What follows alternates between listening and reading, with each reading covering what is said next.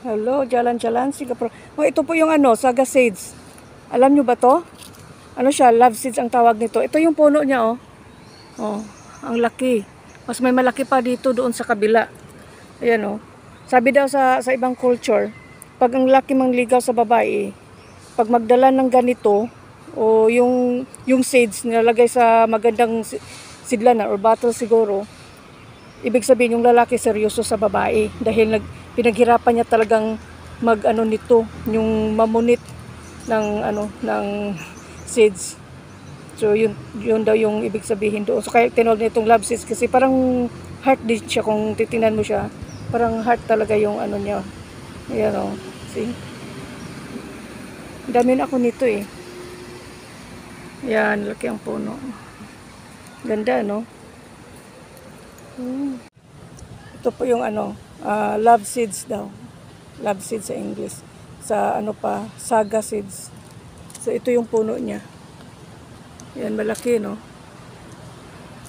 Sa ibang tradisyon, sa Chinese, pag ang lalaki manligaw sa babae, tapos magdala ng ganito, ilagay sa bote, ibig sabihin mahal na mahal at serious ang lalaki sa babae dahil naghihirap o pinaghirapan talaga ng lalaking mamulot ng ganitong seeds.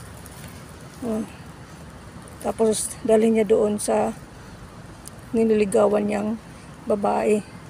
So parang nilagay siguro sa garapon, sa bottles or may special na ano na paglalagyan.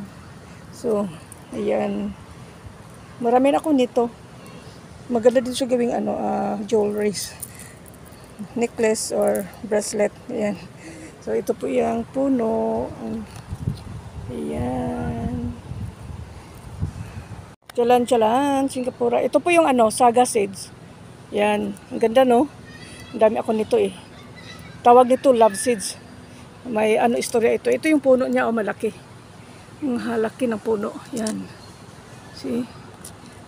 Sa mga Chinese pa, pag ang lalaki daw mangligaw nito, mangligaw sa babae, magdala ng ganitong seeds na nilalagay sa botelya. Ibig sabihin, mahal na mahal at serious daw yung lalaki kasi pinaghirapan ng lalaki na mamulot o mamulot ng ano, ng Saga seeds na to.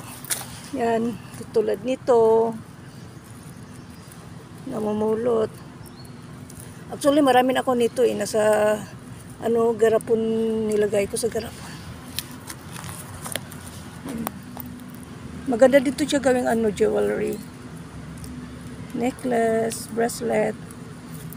Pero yung napulot ko noon last year during pandemic, nung wala akong ginawa, pumunta ako dito at kung saan saan ako makita ng ganito puno, namumulot ako. Yan. So kayong mga lalaki, kung mangligaw kayo, to prove it na mahal mo yung babae, maghirap kayong mamulot nito. Yeah. See?